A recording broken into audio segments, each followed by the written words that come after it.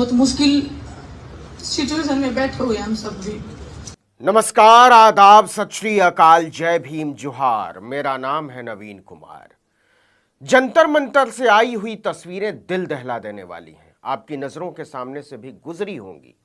कौन होगा इस दुनिया में जिसके मुंह से इन तस्वीरों को देखकर आह न निकली हो। क्रूरता, बर्बरता और वहशीपन जैसे शब्द इन तस्वीरों के आगे छोटे पड़ जाते हैं। जिस ब्रजभूषण शरण को जेल में होना चाहिए था, वो नई संसद के सामने फोटो शूट करवा रहे थे, और जिन्हें कंधों पर बैठाया जाना चाहिए था, उन्हें कंधों से पकड़कर घसीटा जा रहा है। लेकिन मैं आज इसकी बात कर ही नहीं रहा हूं, करना भी नहीं चाहता।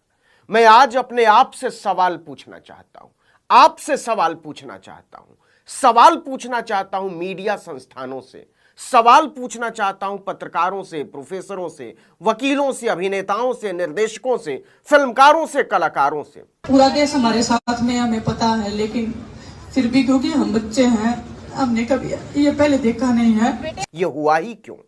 इतनी हिम्मत कैसे हो गई किसी पुलिस फोर्स की, किसी सरकार की, किसी व्यवस्था की कि वो हमारी बेटियों को, जिन्होंने दुनिया में देश का मान बढ़ाया है, उन्हें इस बेरहमी से कुचल दे, घसीट ले, उनके आत्मसम्मान को रौंद डाले?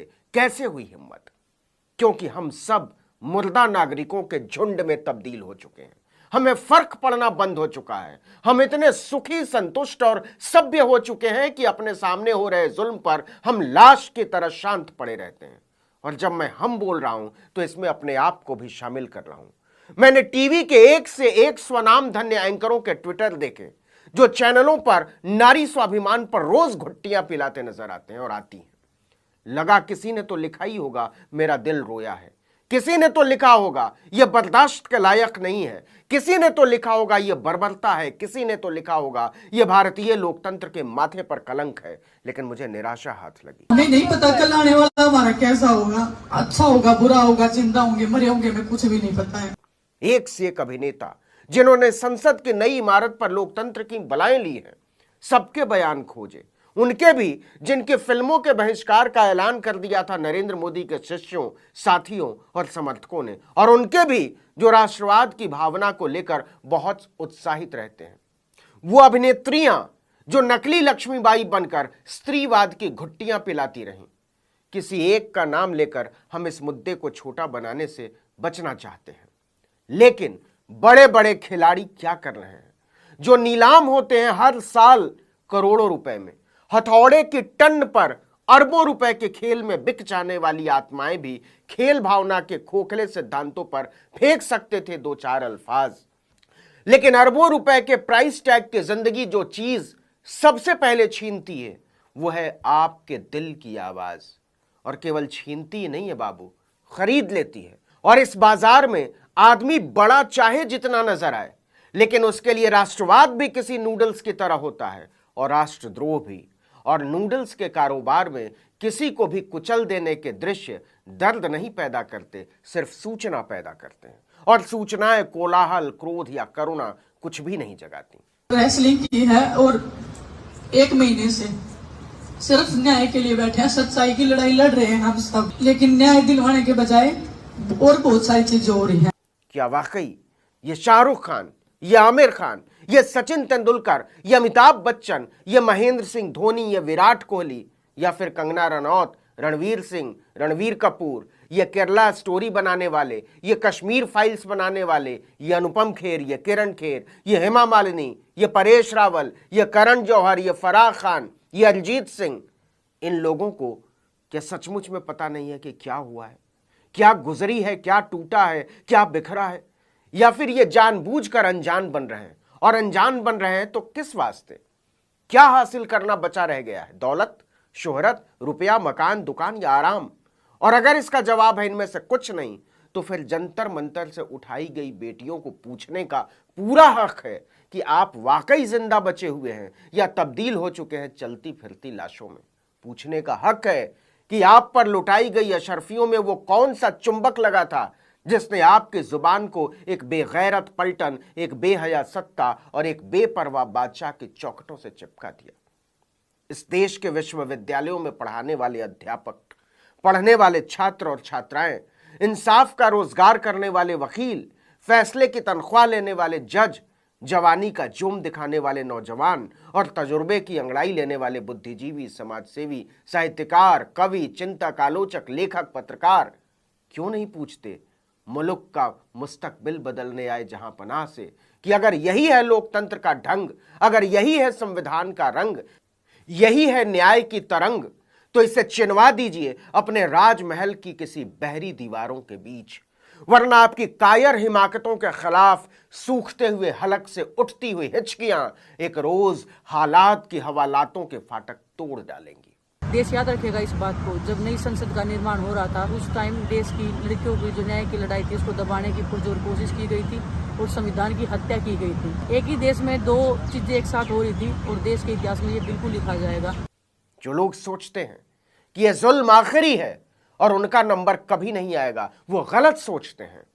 वो पत्रकार जो आज पूरी निर्लज्जता से खामोश हैं बेटियों की कमीज खींचे जाने पर, वो संपादक जो पूरी ढिठाई के साथ खिंचवा रहे हैं सुल्तान के निगहबान के साथ तस्वीरें, वो लोग जिन्हें लगता है कि यह दौर हमेशा ऐसा ही रहेगा, उन्हें होना चाहिए मालूम कि हर दौर बदलता है।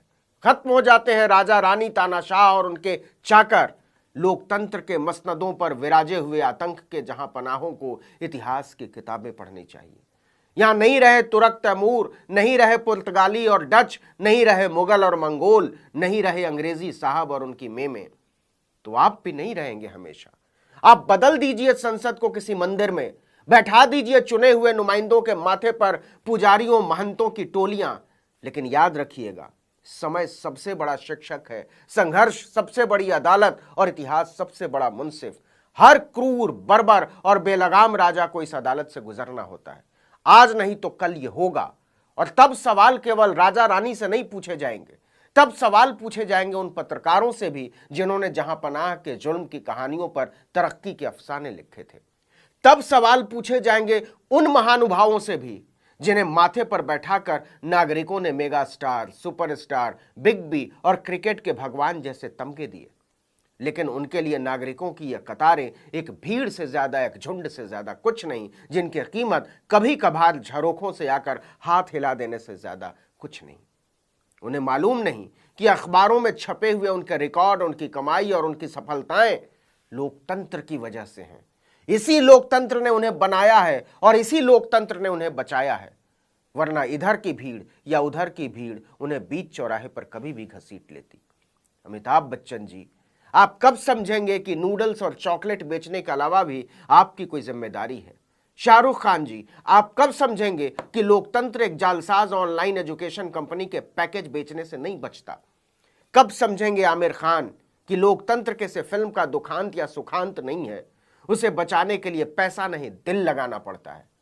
अंत में मैं आप सबसे अपील करना चाहता हूं कि ऐसा हरगिज मत समझिए कि यह कुछ खिलाड़ियों की बात है, किसी खेल की बात है, दो चार बेटियों पर ढाए गए जुल्म की कहानी है। इस तस्वीर में किस दिन हम और आप, हमारे और आपके बच्चे आ जाएंगे, कुछ पता भी नहीं चलेगा। उस दिन आप किस मुंह से लोकतंत्र की दुहाई देंगे, कैसे मिलाएंगे अपने आप से नजरें? इसलिए नजरें खोलिए, खुलकर बोलिए, न्याय की आस को कुचलने वाले हर जुल्म के खिलाफ, हर जुल्मी के खिलाफ। इस वीडियो में इतना ही, लेकिन अगर आपने आर्टिकल 19 इंडिया को अब तक सब्सक्राइब नहीं किया है तो फौरन कर दीजिए, बेल आइकॉन दबाइए, घंटी जैसी आकृति लाइक कीजिए और कमेंट करके बताइए हमारा वीडियो आपको कैसा लगा। यूट्यूब पर देख रहे हैं तो चैनल को सब्सक्राइब कीजिए, फेसबुक पर देख रहे हैं तो हमारे पेज को लाइक कीजिए। हमारा ट्विटर हैंडल है article19_India और मेरा ट्विटर हैंडल है नवीन जर्नलिस्ट। आप हम दोनों को फॉलो कर सकते हैं। नमस्कार।